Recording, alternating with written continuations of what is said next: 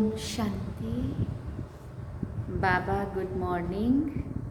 आज बाबा के 28 अगस्त 2023 के महावाक्य हैं।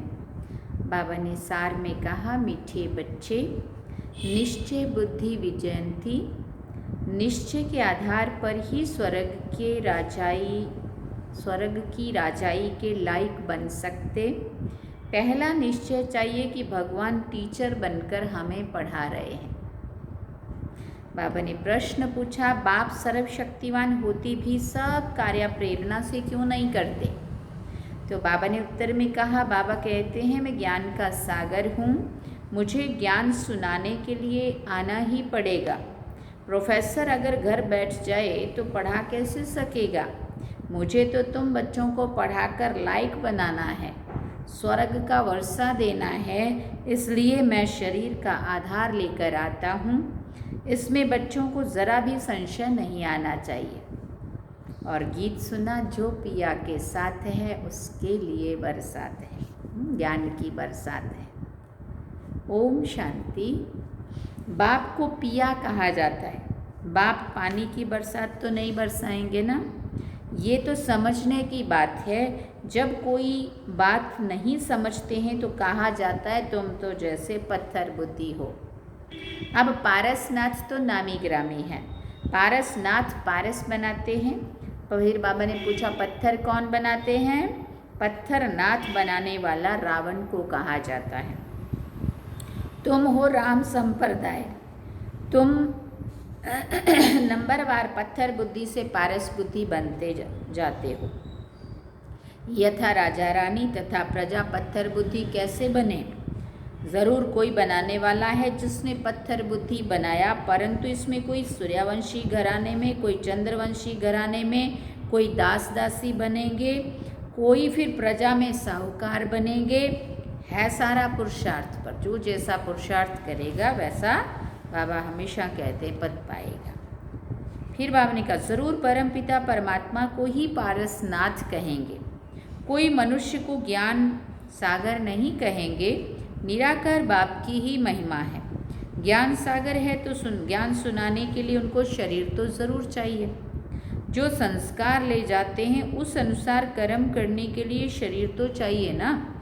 वो तो है निराकार परमपिता परमात्मा। उनकी बड़ी भारी महिमा है। सबका बाप एक निराकार है, परंतु वो भी तो आत्मा है ना। आत्मा ही ऑर्गन्स द्वारा कहती है, ये मेरे बच्चे हैं। बाबा ने समझाया है, मनुष्य ब्राह्मणों को खिलाते हैं, उनमें आत्मा को बुलाते हैं, फिर उनसे पूछते हैं। अच्छा ना भी पूछें, ब्राह्मण तो खिलाते हैं ना। समझो किसी का पति मर जाता है तो कहते हैं, मैं पति का श्राद्ध खिलाती हूँ। अच्छा, तुम्हारा पति तो मर गया, फिर किसको बुलाएंगी? है ना, वो शरीर तो खत्म हो गया ना। आत्मा ने दूसरा जाके जन्म ले लिया। बाबा कहते फिर तो किसको बुलाएंगी? आत्मा को व शरीर को। आत्मा, बाबा ने कहा, समझ की बात है ना। शरीर तो आएगा नहीं। हाँ, ज़रूर आत्मा को बुलाएंगी। शरीर को तो खत्म हो गया। ब्राह्मण को खिलाते हैं, गोया ब्राह्मण में प्रवेश कर आत्मा खाती है। अब क्या सबूत है जो मर गया उसकी आत्मा आती है? आती तो ज़रूर है। आत्मा आकर बोलती है। हाँ, फिर वो उससे बोलने से समझते हैं वो। हाँ, जो उनकी बातें उनको नहीं पता, उनको पता होती है और वो आत्मा बता देती है, तो उनको फिर सब विश्वास बैठता है कि नहीं, ये बात जो उसने कही ये बात सही थी। उसने उनसे पूछते हैं, फलानी चीज़ कहाँ रखी है, तो वो बतलाती भी है। तो ज़रूर समझते हैं कि हम पति की आत्मा को खिलाती हूँ, पति की आत्मा को माथा टेकती हूँ। ब्राह्मण को नहीं देखते हैं, माने वो जो जिसको खिला रहे हैं उसको नहीं देखते, लेकिन उसमें जिस आत्मा को बुलाया उसको देखते हैं। फिर जैसे कि पति के नाम रूप को देखकर माथा टेकते हैं। वो नाम रूप तो भस्म हो गया, फिर वो शरीर भी याद आता है। ब्राह्मणों में आत्मा आती है, दूसरे की आत्मा आई है, ये महसूस भी होता है ना। वो बात भी ऐसे ऐसे करती है। अब आत्मा आई तो ज़रूर विश्वास रखना पड़ता है ना। तो बाबा ने कहा, तुम बच्चों को भी समझाया जाता है कि परमपिता परमात्मा है निराकार, उनको अपना शरीर नहीं है। तो वर्षा कैसे देवे? तो ज़रूर शरीर का आधार लेना पड़े ना। पहले तो बरोबर निश्चय चाहिए कि परमपिता परमात्मा है, वो इन द्वारा वर्षा देने आए हैं। प्रेरणा से तो नहीं देंगे ना, उनको तो आकर पढ़ाना है। ज्ञान सागर है ना, ये समझने की बातें हैं। जिसकी तकदीर में भविष्य ऊंच प्रारब्ध नहीं है तो वो समझ नहीं सकेंगे। इनकी आत्मा कहती है कि मैं ज्ञान सागर नहीं हूँ, वो परमपिता परमात्मा कहते हैं मैं ज्ञान का सागर हूँ, परंतु मैं निराकार ऊपर से बैठ प्रेरणा से कैसे पढ़ाऊँ? ऐसे तो कभी पढ़ाई नहीं होती है। प्रोफेसर घर बैठ जाए तो प्रेरणा से पढ़ा सकेंगे क्या? ज़रूर स्कूल में आना पड़े। परमपिता परमात्मा भी घर में रहकर तो नहीं पढ़ाएंगे ना।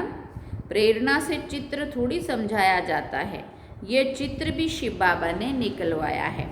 फिर खुद ही आकर समझाते हैं कि मैंने ही निकलवाए हैं। ये ब्रह्मा तो जानता ही नहीं था, है ना। वो सारे जितने भी चित्र बने हैं ब्रह्मा बाबा को थोड़ी पता था, शिव बाबा ने आकर के इनके द्वारा वो सारा बताया। मैंने बच्चों को दिव्य दृष्टि देकर बनवाए हैं। करण करावनहार बाप है, पहले बाप समझाते हैं कि मैं हूँ आत्माओं का बाप, नहीं तो तुम बच्चों को वर्षा कैसे मिले? मंदिर भी बरोबर है, इनकी आत्मा का मंदिर है, बाकी सब जीवात्माओं के मंदिर हैं, क्योंकि जीवात्मा जन्म मरण में आती हैं, परमात्मा नहीं आता है, तो उनका रूप निराकार ही रखा है। तो बाप समझाते मैं तुम्हें राजयोग सिखलाता हूँ। ये बाबा भी कहते हैं मैं भी सीख रहा हूँ। अब इसमें प्रेरणा व शक्ति की तो बात नहीं है। अगर कोई कहे कि शक्ति आती है तो वर्षा कैसे मिलेगा? ये तो बाप कहते हैं मैं तुम्हें राजयोग सिखाता हूँ। भगवान उवाच है तो ज़रूर शरीर में आना पड़े।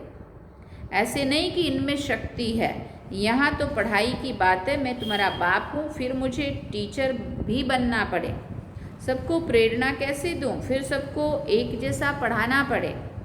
तो ये तो राजधानी स्थापन हो रही है। कोई को दास दासी बनना पड़े, कोई को प्रजा बनना पड़े। कोई भी अगर पूछना चाहते हैं तो बाबा से पूछ सकते हैं हम कहाँ तक लायक बने हैं। सूर्यवंशी व चंद्रवंशी व दास दासी बनेंगे। अगर हम इस समय शरीर छोड़ें तो क्या पद पाएंगे? बाबा से आकर पढ़ें तो बाबा पढ़ाई के अनुसार बता सकते हैं। स्कूल में बच्चे मास्टर को कहेंगे कि हम मास्टर जी हम कितने मार्क्स से पास होंगे?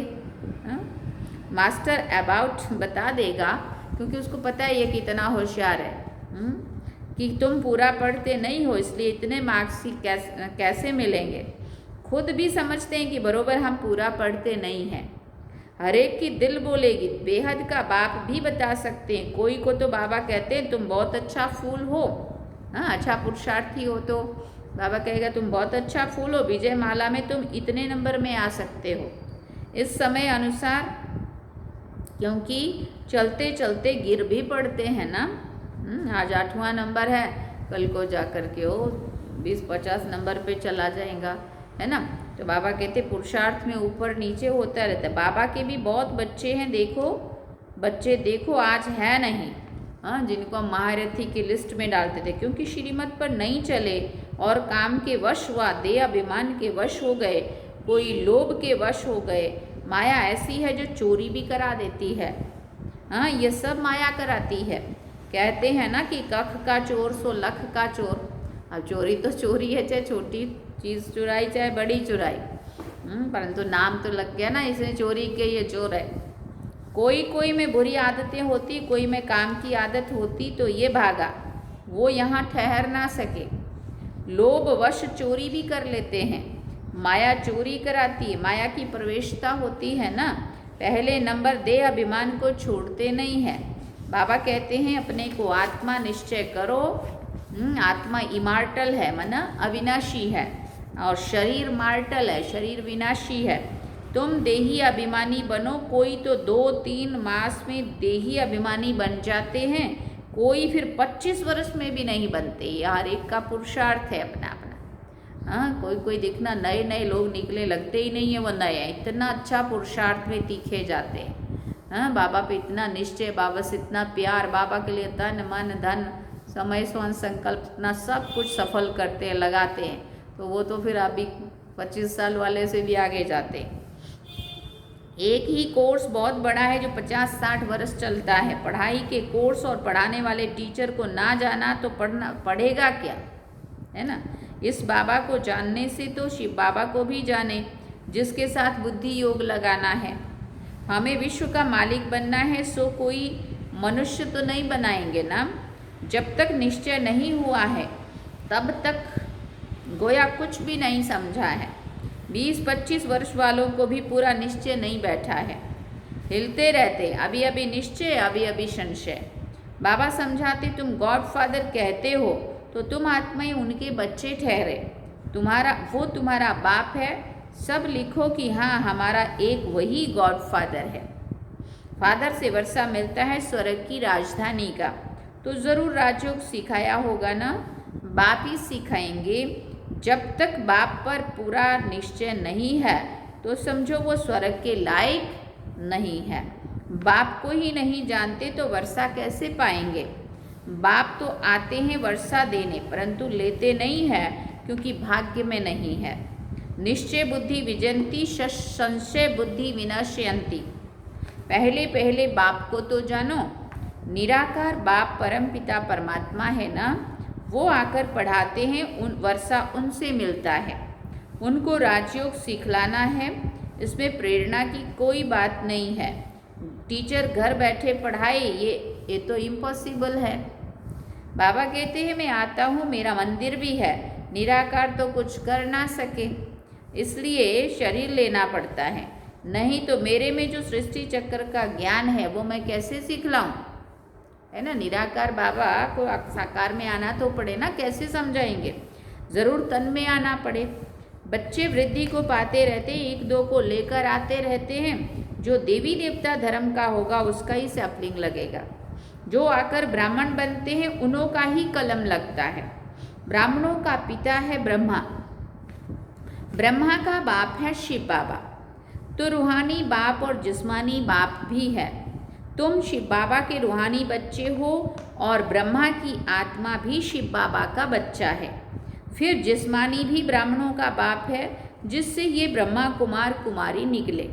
तुम ब्रह्मा के बच्चे शिव बाबा के पोतरे हो, वर्षा उनसे मिलता है। ये भी समझ की बात है। बाबा से कोई भी बच्चा पूछे कि मैं किस पद को पाऊंगा तो बाबा बता देंगे। कोई नए नए को ले आते हैं, बात मत पूछो, एक बार मिलने से ही तीर लग जाता है। कैसे अच्छे अच्छे पत्र लिखते हैं, बाबा फलाने ने ऐसी अच्छी बातें सुनाई जो पक्का निश्चय हो गया। फिर बाबा कहते, अब आप आए हो, आपसे हम पूरा वर्षा लेकर ही छोड़ेंगे, ऐसे बाबा को कहते हैं। बाबा से कभी मिले भी नहीं है तो भी ऐसे ऐसे पत्र लिखते हैं, तो समझा जाता है कि ये सिकिलदा बच्चा है। सैपलिंग अच्छा है, झट समझ जाते। श्रीनगर का सेंटर खुला, वहाँ के नए नए बच्चों ने पत्र लिखा है, बस अब तो मिलने के लिए अट्रैक्शन रहती है, खींच होती है, बाबा कब बुलाएगा, हम कब बाबा से मिलने जाएंगे। सिर्फ ये बंधन है, कारण भी लिख देते हैं, जो देवता धर्म के होंगे वही आएंगे, सब तो आएंगे भी नहीं ना। जो श्री कृष्णपुरी में आने वाले होंगे वही ब्रह्मापुरी में आएंगे। ब्रह्मपुरी नहीं, ब्रह्मापुरी, है ना। कोई कोई ब्रह्म कुमारी लिखते हैं, हाँ, ये तो रॉन्ग है। ब्रह्म तो तत्व है ना, उसकी कुमारी कैसे होगी। प्रजापिता ब्रह्मा तो मशहूर है, प्रजापिता तो यहाँ ही होगा ना। प्रजापिता ब्रह्मा के बच्चे ब्रह्मा कुमार कुमारियाँ, अर्थात परम पिता परमात्मा शिव की शक्तियाँ। फिर बाबा ने कहा शक्ति मिलती है शिव बाबा से, हाँ, इनकी आत्मा से नहीं, इनकी आत्मा से नहीं, माना ब्रह्मा बाबा की आत्मा से नहीं। तो याद शिव बाबा को करना है, इससे ही हम पतित से पावन होंगे। इस समय तो सभी पाप आत्माएं हैं, सभी का जन्म विकार से होता है। ये बातें कोई झट समझ जाते हैं, कोई तो कुछ भी समझते नहीं हैं। ये नॉलेज वंडरफुल है। भगवान को भक्ति का फल देने के लिए आना पड़ता है। बच्चों को पढ़ाते हैं, कहते हैं मैं तुम्हारा बाप भी हूँ, टीचर भी हूँ और सतगुरु भी हूँ। सभी को वापस ले जाने के लिए आया हूँ। इसलिए लिबरेटर भी कहते हैं। सो प्रेरणा से थोड़ी लिबरेट करेंगे। स्कूल में भी वृद्धि होती है, लेकिन पुरानी दुनिया को याद किया तो बाप को भूले। आखिर भूलते भूलते पुरानी दुनिया में ही चले जाते हैं। फिर ज्ञान का कुछ भी नहीं रहता है, बस सौदा कैंसल। बाप को जो दिया वो वापस ले लेते, बुद्धि का ताला एकदम बंद हो जाता है। बाप बुद्धिवानों का बुद्धि है ना, कितना अच्छी रीति समझाते हैं। सुनने वालों के नैन चैन से ही मालूम पड़ जाता है कि इनको कहाँ तक धारणा होती है, कितना समझ में आ रहा है, कितना ध्यान से सुन रहे होते, उनके नैन चैन से ही पता चल जाता है। ऊंच पद पा सकेंगे व नहीं, बाबा झट समझ जाते कि ये समझने वाला है या नहीं। या फिर बुद्धि योग कहाँ भटकता रहता है। नब्ज देखी जाती है, नब्ज देखने वाला भी होशियार चाहिए। मंजिल है बहुत भारी, तुम झट समझ जाएंगे ये ज्ञान, ये उठ सकेगा व नहीं। उठ सकेगा मना इसको बाबा का बन सकेगा या नहीं। नंबरवार तो है ना, भले ये ब्रह्मपुत्र नदी है, बड़ी नदी है, परंतु अपनी महिमा तो नहीं करेंगे ना। सरस्वती भी होशियार है, उस पढ़ाई में तो यहाँ ही इम्तहान हो जाता है। इस पढ़ाई का इम्तहान अभी नहीं होना है।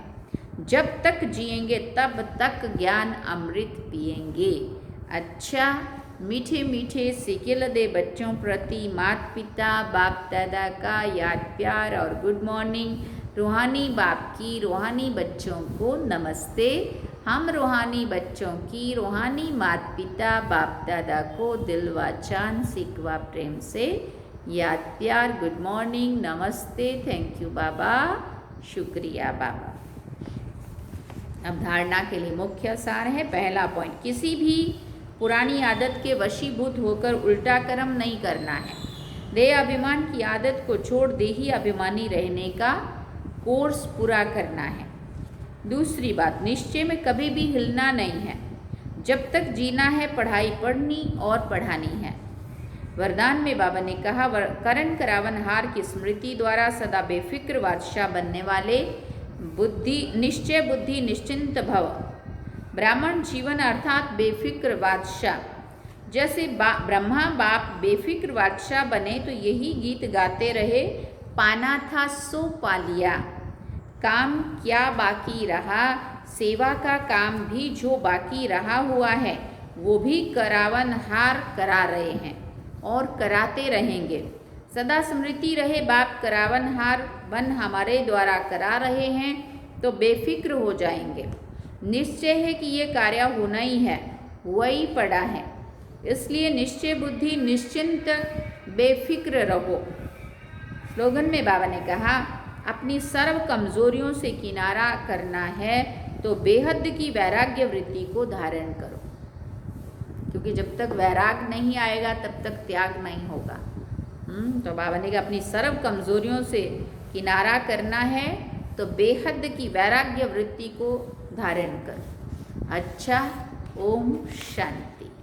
सार में बाबा ने कहा, मीठे बच्चे, निश्चय बुद्धि विजयंती निश्चय के आधार पर ही स्वर्ग की राजाई के लायक बन सकते।